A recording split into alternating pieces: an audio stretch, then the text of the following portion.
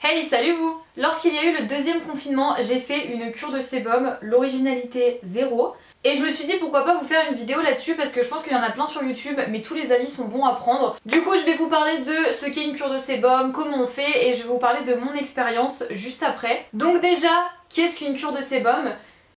C'est tout simplement le fait de ne pas se laver les cheveux pendant un temps plus ou moins déterminé à l'avance. C'est d'ailleurs même ne rien se mettre sur les cheveux durant cette période, on les laisse totalement libres, naturels, sans prendre prise de tête. Donc là ceux qui ne connaissent pas vont se dire quel est l'intérêt de faire ça. Alors déjà si j'ai pas envie de me laver les cheveux, je ne me lave pas les cheveux, laisse-moi avec mes cheveux gras. Et sinon en dehors de ça, la cure de sébum, à quoi ça sert? Et ben en fait la cure de sébum ça a plein de bienfaits. Je vais être sûre de pas dire de bêtises donc je vais lire. Donc selon Google ou plutôt selon la belleboucle.fr, la cure de sébum permet de réguler la production de sébum, de rééquilibrer le cuir chevelu et les racines, de nourrir les cheveux naturellement, de renforcer la fibre capillaire en profondeur, d'améliorer la brillance de la couleur naturelle et de booster la pousse de cheveux. Donc voilà, donc comme on peut le voir, la cure de sébum c'est vendu comme ayant plein de bienfaits. Mais on pense souvent que la cure de sébum c'est ne pas se laver les cheveux pendant un mois et je vais juste aborder quelques petits points de choses à faire et à ne pas faire pendant une cure de sébum. A savoir aussi que quand je vais vous parler de mon expérience juste après, je vous donnerai aussi 2-3 petites astuces, quelques petits trucs que j'ai fait, des choses qu'il faut pas faire au contraire ou des choses comme ça. Enfin voilà, là je vous donne les points principaux mais il y aura aussi d'autres choses donc restez jusqu'à la fin pour être sûr d'avoir toutes les clés en main. Première chose, sachez qu'une cure de sébum ce n'est pas forcément un mois. On vend toujours le truc comme on se lave pas les cheveux pendant un mois et tout. En vrai, c'est pas totalement vrai. Normalement, une cure de sébum se termine lorsque votre sébum a atteint vos pointes. Alors là, toutes celles qui ont les cheveux plus longs que les fesses vont tuer, mais normalement, une cure de sébum, il faut attendre que en fait, tout votre sébum s'étale jusqu'au bout de vos pointes. Donc celles qui ont un carré, ça va vite. Donc ça peut aller de 2 jours à 4 ans peut-être. Alors évidemment si vous avez les cheveux très longs il faut pas attendre que ça aille jusqu'aux pointes parce que sinon vous allez juste tuer votre cheveu. Donc là effectivement c'est un mois maximum mais on peut très bien faire moins, vous pouvez faire 2 semaines, 3 semaines. Ça dépend aussi de votre fréquence de shampoing. Si vous avez l'habitude de vous laver les cheveux tous les jours, forcément que 2 semaines ça suffira. Par contre vous vous lavez les cheveux une fois par semaine ou une fois toutes les 2 semaines, là évidemment il vaut peut-être mieux rallonger mais vaut mieux quand même pas dépasser un mois maximum. Troisième petit point, on ne met rien sur ses cheveux pendant cette cure. Parce que on a tendance à se dire bah attends quitte à faire une cure de sébum je vais faire des bains d'huile, des trucs comme ça.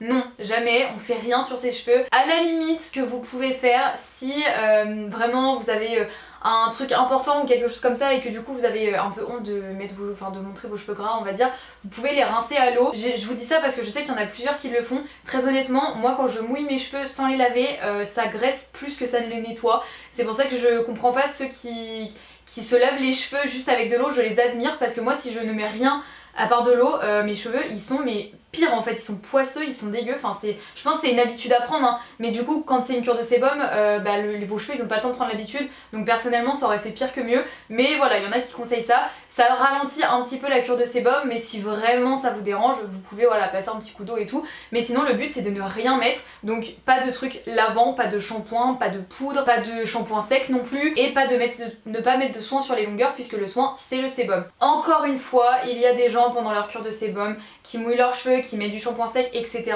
parce que voilà ils ont du mal à montrer ça mais ça ralentit quand même vachement la cure de sébum. En plus je trouve que du coup si vous mettez par exemple du shampoing sec, le shampoing sec il va rester collé à votre cuir chevelu, à vos racines et tout puisque vos racines sont grasses tout simplement et que vous n'allez pas les nettoyer après. Donc je trouve ça même moins hygiénique et je pense que c'est vraiment pas bon pour le cuir chevelu. Donc moi je vous conseille vraiment de rien mettre et de faire à la limite cette cure de sébum là pendant les confinements etc. Profitez de ces instants là ou alors juste assumer. Faites-vous des coiffures plaquées comme ça on va croire que c'est fait exprès, mettez des chapeaux, des bonnets, des trucs comme ça au moins ça cache. Mais voilà, vaut mieux cacher en protégeant on va dire plutôt que de mettre des produits dessus parce que pour moi ça fait pire que mieux. Quatrième point hyper important, le brossage et le décollement des racines. Je m'explique. Le sébum, il provient de vos racines comme vous vous en doutez et le but comme je vous ai dit c'est que ça atteigne vos pointes. Sauf que à moins que vous passiez 4 ans de votre vie avec les cheveux sales et encore je pense qu'à ce moment là vos cheveux sont redevenus propres parce qu'ils auront absorbé le sébum. Votre sébum il atteindra pas les pointes tout seul donc il faut brosser ses cheveux régulièrement pour en fait faire en sorte que le sébum s'étale sur vos longueurs. Donc le mieux c'est quand même les brosses en poil de sanglier ou en poil de sanglier synthétique, je préfère synthétique, parce que c'est des brosses qui démêlent pas mais qui viennent vraiment plaquer, donc c'est vraiment mieux. Mais vous pouvez utiliser n'importe quelle brosse, ça fait totalement l'affaire.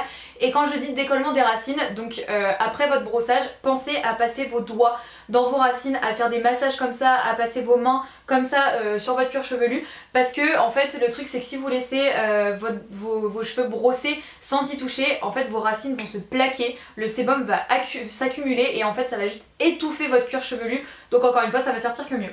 Donc pensez à bien décoller vos racines, c'est hyper important. Cinquième point d'ailleurs qui ne concerne pas vraiment les cheveux mais un peu quand même, nettoyez vos brosses tous les jours. En temps normal, le mieux c'est de nettoyer ses brosses une fois par semaine, c'est l'idéal, mais pendant la cure de sébum, il faut vraiment nettoyer tous les jours parce que le sébum il se dépose sur votre brosse, du coup il y a toute la poussière et les bactéries et tout qui vont s'accumuler sur la brosse et après vous allez brosser vos cheveux, c'est immonde, et à la fin de la cure de sébum on fait un bon nettoyage. Moi ce que je vous conseille c'est tous les jours de passer un petit savon, un savon de Marseille c'est l'idéal, sur votre brosse, vous frottez un petit peu les picots, vous passez sous l'eau, vous laissez sécher. Et à la fin de la cure de sébum faire un bon nettoyage, donc pareil, savon, on rince et après on laisse tremper dans un mélange de vinaigre blanc et de bicarbonate de soude et ensuite on re-rince, donc là on le laisse poser quelques heures. Dans un bol vous mettez tout ça, vous mettez votre brosse, vous laissez poser quelques heures et ensuite pareil, bon rinçage, on laisse sécher et comme ça votre brosse elle sera bien propre et on pourra démarrer sur des bonnes bases. Je crois que j'ai à peu près abordé tous les points assez importants pendant une cure de sébum si je ne dis pas de bêtises. Et du coup maintenant on va passer à mon expérience. Donc personnellement j'ai laissé mes cheveux sales pendant 3 semaines à peu près. Je vais attendre un mois pour que vraiment le sébum soit vraiment jusqu'à mes pointes, mais je l'ai pas fait tout simplement parce que j'avais des rendez-vous assez importants. Alors autant moi ça m'arrive de me balader les cheveux gras, j'assume, je m'en fous, voilà, si je laisse mes cheveux gras c'est qu'il y a une raison. Mais là c'était des rendez-vous médicaux, voilà, donc en soi c'est pas que je colle les gens et tout parce qu'en plus on est en période de corona, donc voilà, je ne colle pas les gens, mais je vis en communauté donc ma tête se dépose un petit peu partout et c'est vrai que ça en devenait un petit peu gênant. Je rentrerai pas dans les détails mais voilà, en gros il a fallu que j'arrête au bout de 3 semaines, donc tant pis, je me suis lavé les cheveux. De toute façon mon sébum avait atteint mes pointes, pas à fond donc j'aurais pu tenir plus longtemps, mais il avait assez atteint pour que j'arrête en fait, pour que je lave mes cheveux tout simplement. Donc comment je faisais? Dans la journée je laissais mes cheveux, alors je voulais laisser mes cheveux détachés, mais on va pas se mentir, avoir les cheveux détachés et sales c'est vraiment la pire chose, ça se colle de partout, après t'en as sur le visage et tout, tu touches à tes cheveux, enfin moi je sais que j'ai du mal à avoir les cheveux détachés tout le temps et du coup bah en plus quand ils sont sales c'est encore pire, donc je les attachais mais très peu, c'est à dire qu'en fait je faisais une tresse complètement desserrée. Le but c'était juste d'avoir le visage dégagé et que mes cheveux puissent respirer. Donc quand j'avais des rendez-vous médicaux, je m'attachais les cheveux, je faisais 2 tresses bien serrées, bien collées, comme ça mes cheveux ça se voyait pas qu'ils étaient gras, moi ils me gênaient pas et j'avais un peu moins honte. Donc toute la journée j'étais comme ça. Le soir j'enlevais ma tresse, je décollais mes racines doucement, voilà, je frottais mes cheveux et tout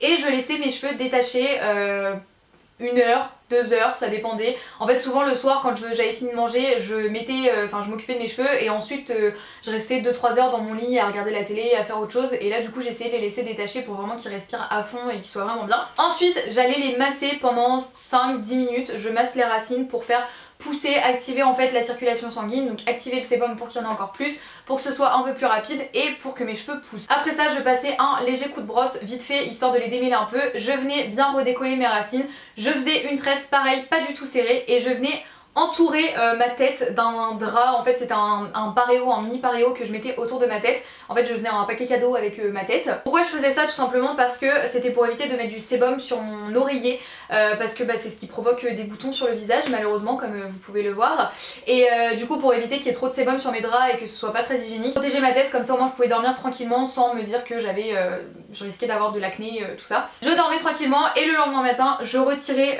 mon ruban là, je déjeunais tranquille et tout avec ma tresse, et ensuite j'enlevais ma tresse, je brossais mes cheveux, je décollais les racines et je refaisais une tresse pas du tout serrée ou serrée si j'avais un rendez-vous, et ensuite vous connaissez la suite. À part ça, comme je vous ai dit, je ne mettais aucun soin, rien sur les cheveux, mais ça montre quand même que pendant la cure de sébum on laisse pas vraiment ses cheveux tout seuls, on les laisse au naturel, on met rien dessus, mais on doit quand même s'en occuper et c'est quand même du boulot, enfin franchement je ferais pas ça tout le temps. Donc en soi, même si je vous ai dit qu'il fallait laisser les cheveux au naturel, ne rien faire, etc., c'est pas qu'il faut rien faire, c'est qu'il faut rien mettre sur les cheveux, mais par contre il y a quand même pas mal de choses à faire, c'est des étapes qui sont hyper importantes à respecter. Du coup comment ça s'est passé ensuite pour rincer les cheveux une fois que j'ai fini ma cure de sébum? Donc j'ai fait ma petite vie tranquille et au moment d'aller à la douche j'ai fait un shampoing seul, juste un shampoing. Faut pas faire de soins, faut pas faire de trucs comme ça parce que le soin en fait c'est votre cure de sébum. C'est comme si vous faisiez un bain d'huile en fait mais sur le long terme. Donc en fait faut pas rajouter d'huile, faut pas rajouter de gel, d'aloe vera, de masque, de machin, d'après shampoing. Il faut juste faire un shampoing, c'est tout. On nettoie bien les racines et on descend un petit peu aux longueurs. Normalement faut jamais descendre aux longueurs mais là le sébum il atteint vos longueurs donc il faut le laver. Je vous conseille de faire 2 shampoings quand même parce que c'est comme un bain d'huile, c'est assez tenace à retirer. Faut bien frotter et tout, bien rincer. Et je vous conseille de finir avec un rinçage acide. Donc vous prenez une bouteille, vous remplissez d'eau. Je dirais 1 litre, moi pour ma longueur j'utilise 1 litre d'eau mais je pourrais même en utiliser moins. Donc voilà, 1 litre, si vraiment vous avez les cheveux jusqu'aux pieds, 2 litres c'est pas mal. Mais sinon voilà, 1 litre, 1 litre 5 ça suffit. Et vous rajoutez dedans 1 à 2 cuillères à soupe de vinaigre de cidre. Et en fait donc vous rincez vos cheveux et tout à l'eau claire. Et ensuite vous finissez votre rinçage avec votre bouteille que vous mettez partout, pareil comme si vous rinciez à l'eau normale. Et vous ne re-rincez pas derrière, hein. Le but c'est de finir le rinçage avec ça. Alors oui, sur le moment vos cheveux puent le cidre mais une fois qu'ils sont secs franchement ça sent plus. Quand ils sont mouillés oui ça, je vais être honnête avec vous, ça sent le vinaigre de cidre mais vraiment une fois que le séchage est fait vos cheveux ils sentent plus et en fait ça va permettre de resserrer vos écailles et donc d'avoir des cheveux beaux, brillants etc. Et ça permet aussi de retirer tout le calcaire qu'il peut y avoir dans l'eau de votre douche, tout ça, enfin bref ça a plein de bienfaits le rinçage acide. Le jour du rinçage mes cheveux ils étaient normaux, genre vraiment ils étaient limite moches, enfin c'était incroyable. Par contre une fois que j'ai dormi et le lendemain, ça me fait tout le temps ça de toute façon dès que je fais des shampoings, le lendemain mes cheveux ils étaient beaucoup plus beaux, ils étaient un petit peu plus doux, un petit peu plus brillants et bien lisses qui est la forme de mes cheveux. J'ai les cheveux très lisses de base et du coup là pour le coup ils étaient vraiment lisses donc ça c'était plutôt cool. Du coup quand même quel est mon avis final là-dessus? Est-ce que je recommande? Est-ce que je le referais? Est-ce que j'ai aimé? Et ben la réponse à tout ça est non.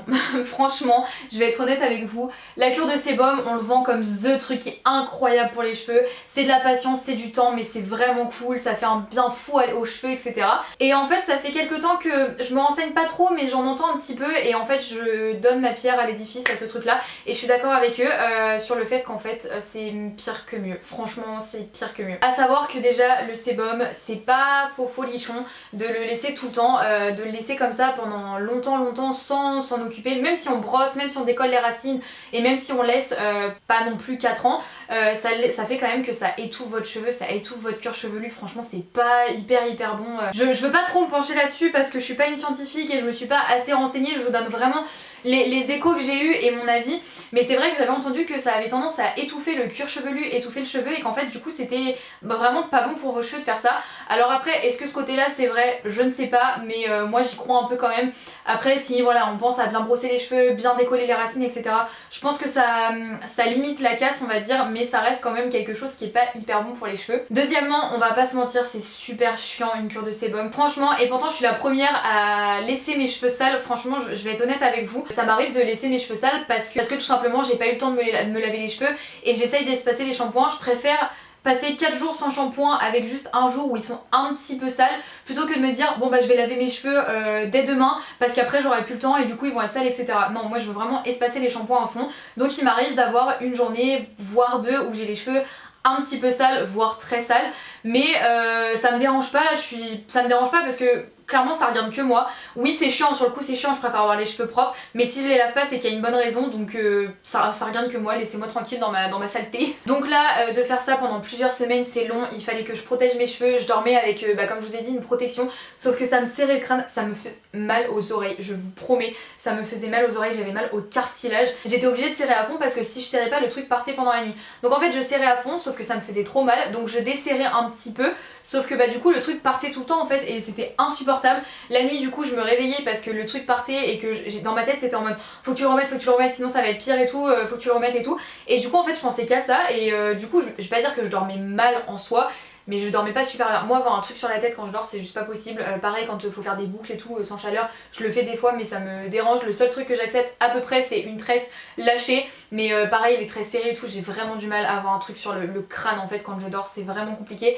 Donc là c'était insupportable et je me voyais pas ne pas protéger mon lit, je me voyais pas laisser mes cheveux comme ça parce que ça aurait été insupportable pour ma peau, et c'est de l'entretien, faut constamment masser les cheveux, faut les brosser, décoller les racines, donc ça prend du temps quand même mine de rien, si tu veux faire les choses bien, parce qu'après on peut ne pas le faire, mais du coup encore une fois c'est là que vos cheveux pour le coup vont vraiment être étouffés, et ça je suis sûre que ça étouffe le cuir chevelu etc. si vous prenez pas le temps de bien brosser, de bien séparer les racines et tout. En plus je passais du temps à masser mes cheveux comme ça avec les mains pour qu'il y ait le sébum qui s'étale vraiment et tout, parce que ma brosse comme c'était une brosse bien démêlante ça le faisait pas trop, donc c'était vraiment une perte de temps mais incroyable. Donc vraiment au niveau côté pratique et tout, j'ai vraiment pas aimé.